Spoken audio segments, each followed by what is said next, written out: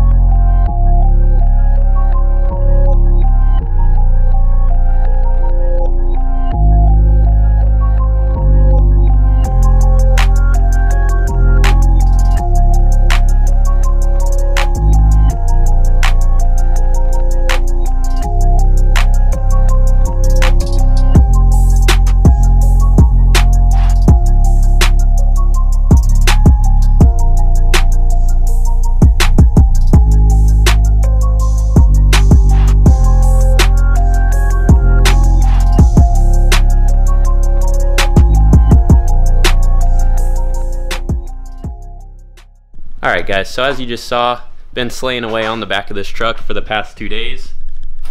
I did get this sealed portion of the trunk fit, tacked up, made sure it would slide out of the bed cage with no issues while it was all one piece. After I found out that it fit and everything would work, I came through and burned all this aluminum stuff together. It's my first time ever welding aluminum, so I'm happy with the way that came out.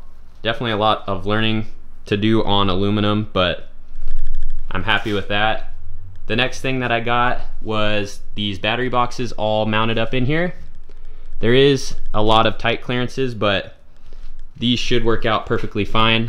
You can see right here, you can't actually pull the top of the battery box just completely off. You have to pull the bolts out and slide it directly out to be able to get the battery out.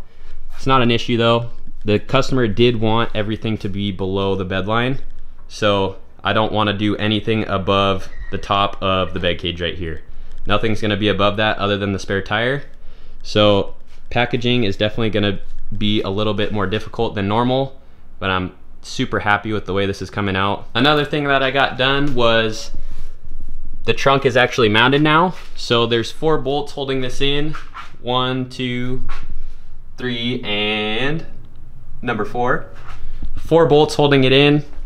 They all have the nuts tacked to them, so you don't have to put a socket on the back side. You can just tighten the nut from the top and it won't be an issue. The thought process behind that is at some point this truck will have a skid plate on the bottom of the tubes. So you're not gonna necessarily be able to get to the nut on the bottom side right here. I'm probably gonna do it for the skid plate as well when I make the tabs for that. I'm just gonna tack the nuts to that, so it's the same thing. You just tighten the bolt from the bottom into the nut, and you don't have to worry about putting anything on the top side. So just trying to make things easier for the customer. I think the next thing on the back of this truck is gonna be getting the tube right here that goes across to seal the back part of this trunk off. I need to get these 2 tubes made and tacked in place across here. Now that I have the trunk actually built, I'm able to figure out where exactly I'm gonna run the tube. I think it's gonna work out pretty good. I'm gonna probably end up running a piece of rubber, some type of rubber stripping along the top of this entire trunk to seal it off to the bottom side of these tubes, because as you can see, all the way around, it does have a pretty tight fit. So it should be able to seal it off completely, so nothing, no dirt or dust gets inside of here or anything that's inside of here when the truck is driving in the desert. Figured I'd walk you guys through how to get one of these tubes made. This should be pretty straightforward. It's just gonna take a notch on this side, a notch on that side, and just making sure it's straight with the panel right here that's for the trunk.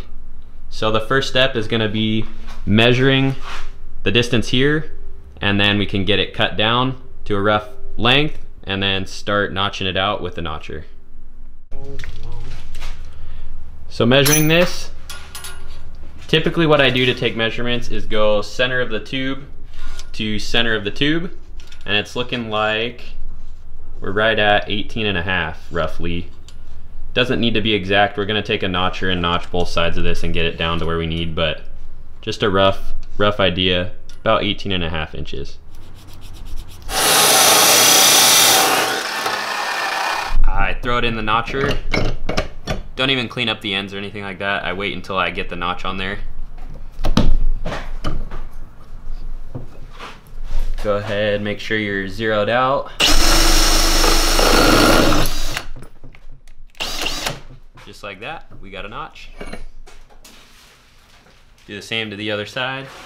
The best thing to do, there's no way that I've found to figure out how to mark a tube to have your notches exactly the same. So what I do is just eyeball it.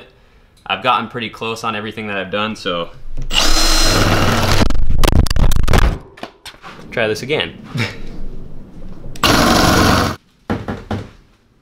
And there we go, there's one. It might take you a couple times with the notcher, or if you're just doing it with an angle grinder to get your notches right, but that's the best way I've found to do it. And to get the best fitment is obviously with a notcher. Everything that I've done on the 92 F1 build, everything I've done on the 92 F1 build was all done by hand. I didn't have a notcher. This is the JD Squared, I forget which one it is. It's just their budget notcher that they have at JD Squared just to match our bender, but this thing does work super well. It goes up to 50 degrees of notch. Works perfect for everything that I've done on here. But this right here is ready. Now I need to go ahead and make that second one, and then this is all done. And there we go, we got the second one all in place. I went ahead and tacked these into place for now. I'm not gonna get them burned in or anything yet. I'm gonna wait until I get the 40-inch spare sat up here and get the mount for that made. But I do think that's gonna do it for this video. If you guys enjoyed what you just saw, make sure you like, comment, and subscribe, and we'll catch you in the next one. Peace.